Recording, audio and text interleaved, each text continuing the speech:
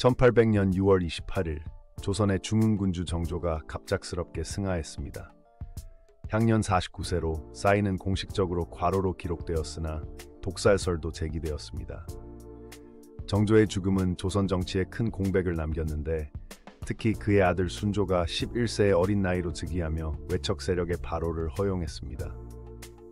정조 생전 마련한 규장각 중심의 개혁 정책들은 무력화되기 시작했고 이는 조선 몰락의 첫 번째 신호탄이 되었습니다. 정조 사후 안동 김씨의 김조순이 순조의 장인으로서 권력을 장악했습니다. 그는 1802년부터 1834년까지 32년간 조정을 좌지우지하며 세도 정치의 전형을 보였습니다.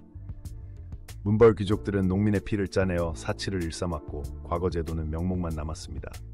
특히 김조순은 정조의 개혁 정신을 완전히 뒤엎고 왕실 재정까지 장악하며 조선의 부패 구조를 공고화했습니다.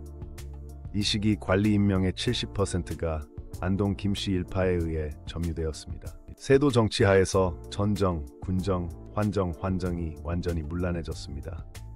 지방관들은 공식 세금의 3~5배를 추가로 거두었고 1832년 평안도에선 가구 등 연평균 소득의 65%가 세금으로 징수되었습니다. 가뭄과 홍수가 겹치자 1810년대 전국에서 120만 명이 기아에 시달렸습니다. 일부 지역에서는 관청 앞에 우리도 사람이요라는 피켓을 내걸며 항의하는 극적인 상황까지 벌어졌습니다. 이 같은 민생 피폐는 이후 대규모 밀란의 불씨가 되었습니다. 1811년 평안도에서 홍경래가 주도한 농민 반란이 발생했습니다. 3개월간 넓게 현을 점령한 이 반란은 세도 정치에 대한 첫 조직적 저항이었습니다. 홍경래는 조세 감면과 부패 관료 처단을 요구하며 1만 2천 명의 군세를 모았습니다. 그러나 정부군의 진압으로 실패했고 2천여 명이 처형되었습니다. 이 사건은 이후 19세기 내내 43차례 기록된 민란의 시초가 되었으며 조선 체제의 근본적 모순을 드러냈습니다. 1801년 신해 박해를 시작으로 조선은 극심한 천주교 탄압을 진행했습니다. 정조의 개방적 태도와 달리 보수 유학자들은 서양 문물을 사악한 것으로 규정했습니다. 1839년 기해박해에서는 프랑스 선교회장 3명이 처형되었고 1866년 병인박해 때는 8,000명 이상이 희생되었습니다.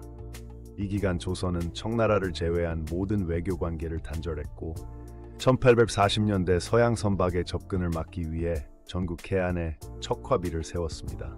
1863년 고종의 아버지 흥선대원군이 집권하며 개혁을 시도했습니다. 그는 50개 서원을 내 7개로 줄이고 양반도 세금 내게 하는 등 강력한 조치를 취했습니다. 그러나 1866년 프랑스 군함이 강화도를 공격하자 병인양요, 오히려 쇄국 정책을 더 강화하는 역효과를 냈습니다. 그의 재정 정책도 실패해 1873년 물러날 때까지 국가 부채는 3배 증가했습니다. 특히 왕실 친위 세력만 키운 점이 한계로 지적됩니다. 1866년 병인양요와 1871년 신미양요에서 조선 군대의 열세가 드러났습니다. 프랑스와 미국 함대는 각각 강화도와 광성보를 공격했는데 조선군의 활과 총은 근대 무기에 전혀 대응하지 못했습니다. 특히 신미양요 때는 조선 수군이 300명 사상자를 내며 45분 만에 패퇴했습니다. 이 사건들은 1882년 이모 군란으로 이어졌고 결국 1876년 강화도 조약으로 문호를 개방해야 했습니다. 1884년 김옥균 등 개화파가 주도한 갑신정변은 3일 만에 실패로 끝났습니다. 청나라 군대의 개입으로 주동자들이 일본으로 망명했고 30여 명의 개혁파 관료가 처형되었습니다. 이 사건으로 조선은 청의 간섭이 더욱 심해졌으며 1894년 동학농민운동과 청일전쟁을 거쳐 1910년 경술국치로 이어지는 길을 열었습니다. 역사학자들은 정조 사후 100년간의 부패와 개혁 실패가 결국 왕조 멸망의 원인이라고 평가합니다.